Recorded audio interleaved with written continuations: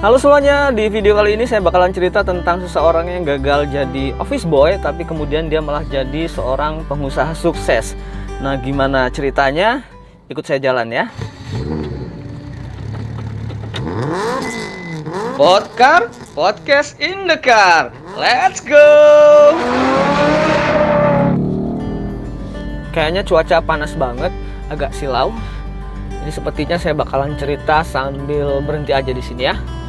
Kita parkir dulu di sini. Oke, suatu hari ada seorang laki-laki yang melamar pekerjaan di sebuah perusahaan sebagai office boy. Nah, dia pun mengikuti serangkaian tes dan pada akhirnya dia dinyatakan diterima oleh manajer perusahaan tersebut. Nah, tapi sang manajer kemudian meminta alamat email kepada yang bersangkutan. Si laki-laki ini bingung karena tidak punya email. Dia pun menjawab bahwasanya dia tidak punya email karena dia tidak punya smartphone dan juga komputer di rumah.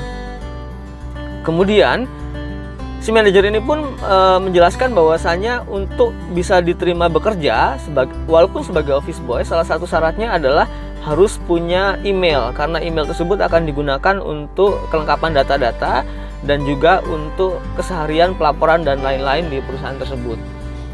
Maka singkat kata, akhirnya si laki-laki ini gagal bekerja sebagai office boy di perusahaan itu. Dengan perasaan kecewa, kemudian si laki-laki ini pun meninggalkan kantor perusahaan tersebut. Di kantongnya hanya ada uang Rp20.000. Dia harus berpikir karena dia harus makan dan lain sebagainya. Nah, di jalan dia pun menemukan sebuah ide. Dia melihat seorang pedagang cabai kala itu.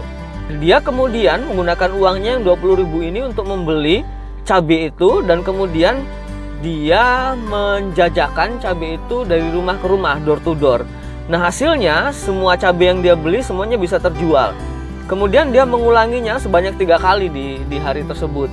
Nah, sebelum pulang akhirnya dia bisa mengumpulkan uang sebanyak Rp100.000. Artinya dia mendapatkan keuntungan dari apa yang dia lakukan hari ini. Dia pun menemukan sebuah cara. Esok harinya dia bangun lebih pagi, kemudian dia akan pulang lebih larut malam lagi dan melakukan apa yang sudah dia lakukan hari ini. Dia melakukan itu dari hari ke hari, minggu dan bulan ke bulan, sampai singkat cerita akhirnya dia menjadi orang sukses. Dia menjadi pengusaha dengan inovasi-inovasi yang dia lakukan.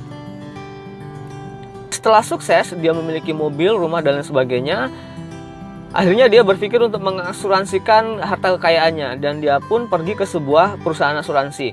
Di perusahaan asuransi itu dia bertemu dengan si petugas asuransi, dan petugas asuransi itu pun menanyakan alamat email si bapak ini.